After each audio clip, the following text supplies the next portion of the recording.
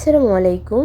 Easy আর সুস্বাদু এক recipe নিয়ে প্রতিবারের মতো চলে এসেছি আমি ফাউজিয়াস মম আপনাদের সামনে।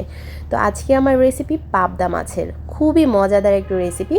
তো আমি প্রথমে পাবদা মাছগুলোকে খুব সুন্দর করে ধুয়ে নিয়েছি। এবার এর মধ্যে হলুদ গুঁড়া, মরিচ গুঁড়া আর স্বাদ মতো লবণ দিয়ে এটাকে ম্যারিনেট করে বক্সে করে রেখে দিয়েছি। আমি একবারে কাজটা করে তারপর রেখে দিই।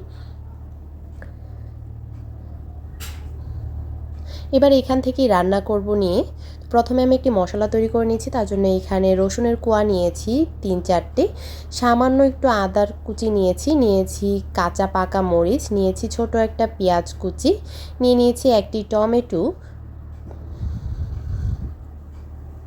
নিয়েছি, সাদা সরিষা, আপনারা চাইলে কালো সাদা দুটোর মিক্সডও নিতে পারেন 1 চা চামচ, নিয়েছি পোস্ত 1 চা চামচ। এবার কিছুটা লবণ আর সামান্য একটু পানি দিয়ে এটাকে ব্লেন্ড করে নিয়েছি। তো এইদিকে আমি সয়াবিন তেল নিয়েছি, আপনারা সরষের তেলও করতে পারবেন। এর মধ্যে পুরো মশলাটাকে নিয়েছি আর হলুদ গুঁড়া, মরিচের গুঁড়া দিয়ে তারপর আমি এটাকে খুব ভালো করে মেখে নিচ্ছি তেলের সঙ্গে। আর লবণ তো আমি এই মশলার মধ্যে দিয়েছি, তাই আমি এক্সট্রা করে এখানে লবণ দিচ্ছি না। আবার মাছটাও কিন্তু লবণ দিয়ে মাখানো রয়েছে। এবারে সেই যে ম্যারিনেট করে রেখেছিলাম মাছ, সেইখান থেকে প্রয়োজন মতো মাছ নিয়ে নিচ্ছি। আমি এখানে টোটাল 8টি মাছ নিয়েছি আর 8টি মাছের জন্য এই মশলাটা তৈরি করেছি।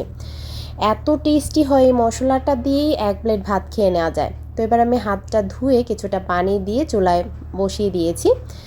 মাঝে মাঝে আমি নাড়াচাড়া দিয়ে দিচ্ছি, কারণ সবগুলোই কিন্তু বাটা মশলা, যার জন্য নিচ থেকে লেগে যেতে পারে।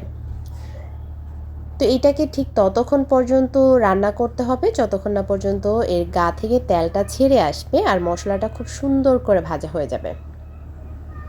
উপর থেকে আমি কাঁচা মরিচ আস্ত ফালি করে আর কিছু ধনিয়া পাতা কুচি দিয়ে তারপর নামিয়ে নিয়েছি। আর এর মধ্যে আপনার লবণের টেস্টটা চেখে নেবেন।